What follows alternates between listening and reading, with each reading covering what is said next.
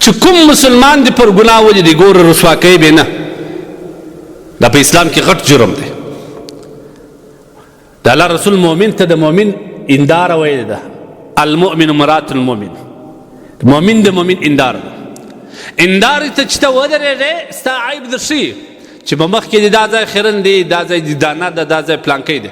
لیکن که ته چیرې لرې سوې بل کس ورته رالی دا ستا عیبونه بل کس ته نه ښیي. دا به ستا د مؤمن خاصیت دی. کله چې دی په یو چا کې عیب ولیدې پرده ورباندې اچوه.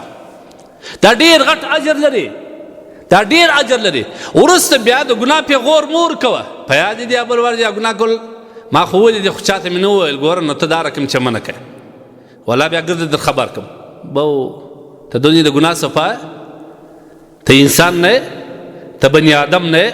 د الله رسول وایي کل بني آدم خطا. د آدم د هر بچی نه خطا کیږي. ته چیرې پاک دامنه نو خطا به الله پاک داسې یوه ورځ رسوا کړي. لہذا کتاب یو څوک پر ګناه ولیدي پرده پر واچو.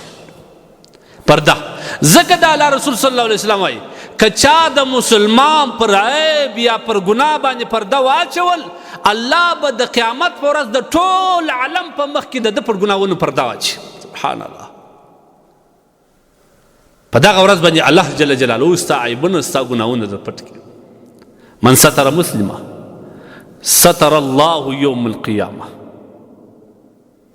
الله پاک جل جلاله به په قیامت په ورځ په ده پرده واچي.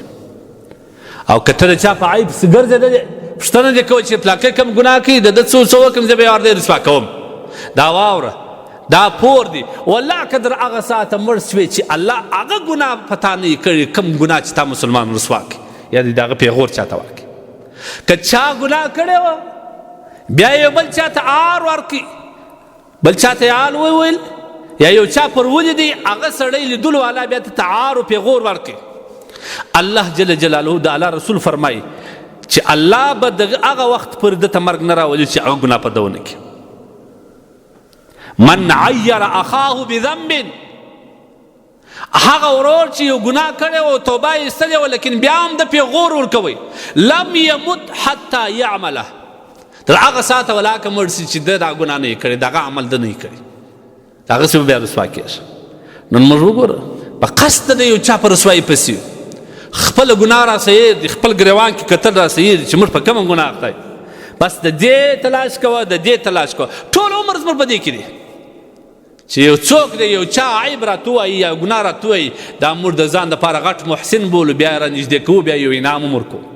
نو ستا څه خیال دی بیا به ستا د ګناه د لټولو والا کس نسي پیدا. دا ستا ګناه به بیا دا کس څوک نه راورسي ولا که پاته سه.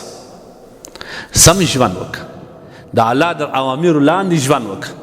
یو مسلمان د انسانیت او د بشریت د تقاضا مطابق د هغه څه ګناه وسول یو تېروتنه ځینې وسول پرده ور باندې واچوه تا ولیدې رسوا کوای ما که دې ډېر غم اخیستی و د اندارې په شان یې ور وښیه یوازې که چې ورور دا شی ستا ما لیدلی زه هېڅ چاته نه وایم دا زما ستا سره وعده ده خو دا شی د ځان لرې که د ستا دپاره بد انجام لري. دغه دی نو اصل د مؤمن حق ادا کړي. د اصل مؤمن حق دی د ادا کړي.